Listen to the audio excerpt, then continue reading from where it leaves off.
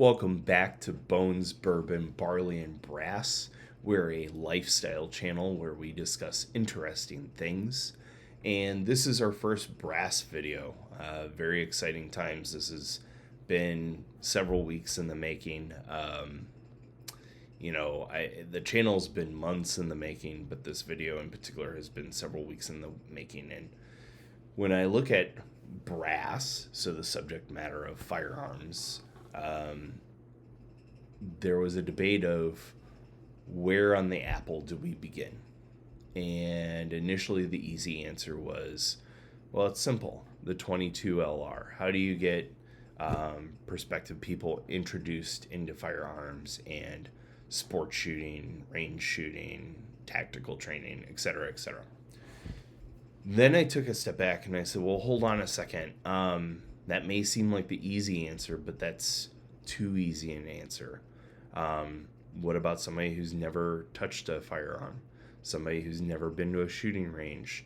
Somebody who's just so nervous about firearms they don't even want to be 10 feet within them. So then it got my brain racking a little bit of, okay, we need to have a primer on firearm safety and what firearms are. Firearms are tools. They're tools with a specific purpose.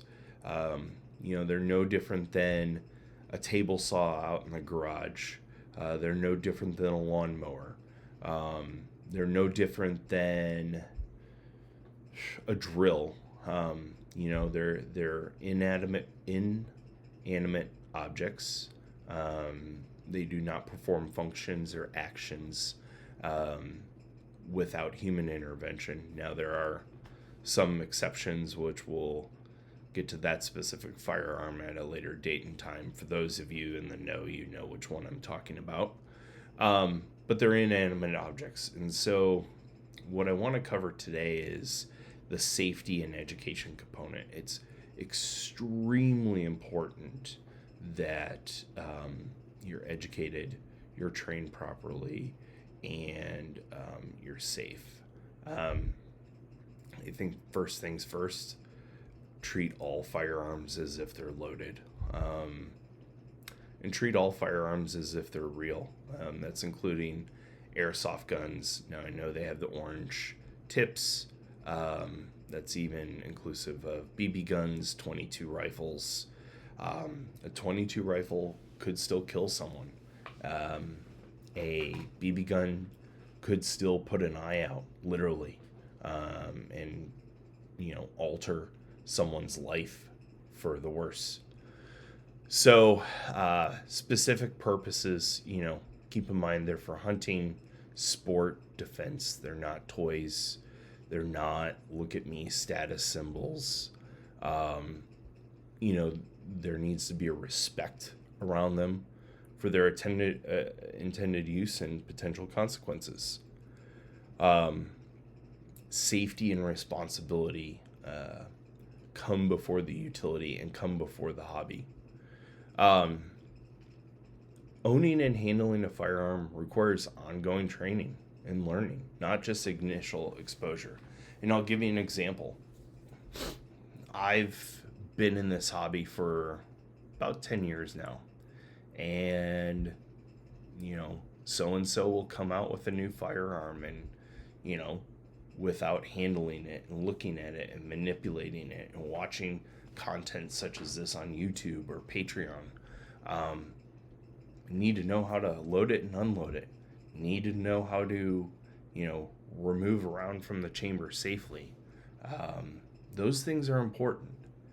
The other thing that's important is professional instruction, hands-on training, repeated practice, having a mentor. All those things are important. The other thing that's important is legal considerations. So I live in Texas. I lived in Illinois at one time. I lived in Missouri at one time. I lived in Iowa at one time. And I can tell you all 4 states have different rules and regulations.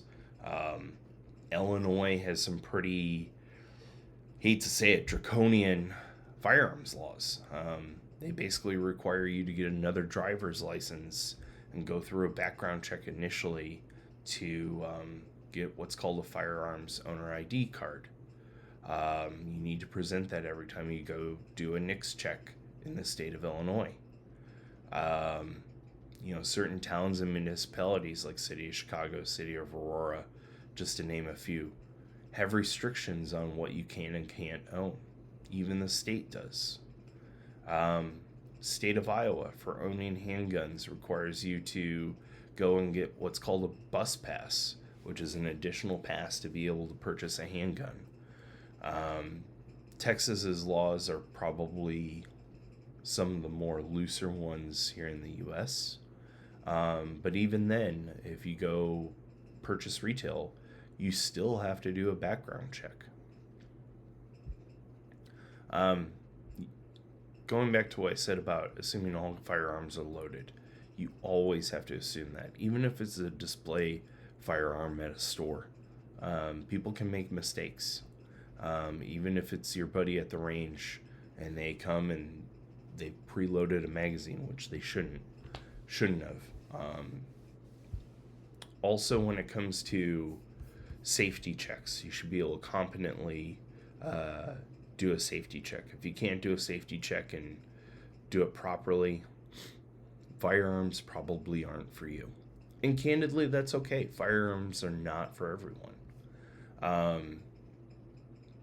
Visually and physically inspect the chamber, lock the action open, obviously remove the magazine.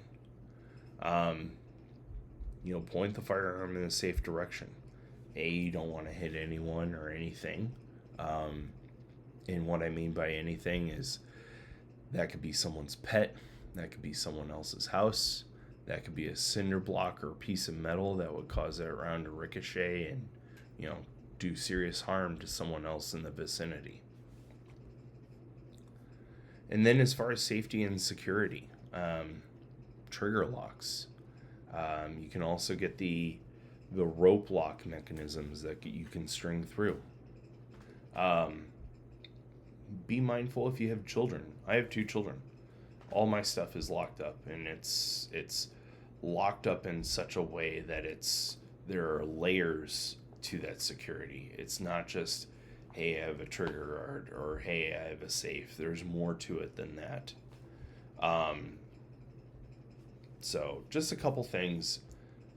I know we're excited to get into some of the content, particularly new things on the market, the historical oral history of some of these tools and when they've been used, and whether it be what agencies or departments or what historical conflicts are, or what they're like to shoot at a range, or hunt with, or do target shooting, etc., etc.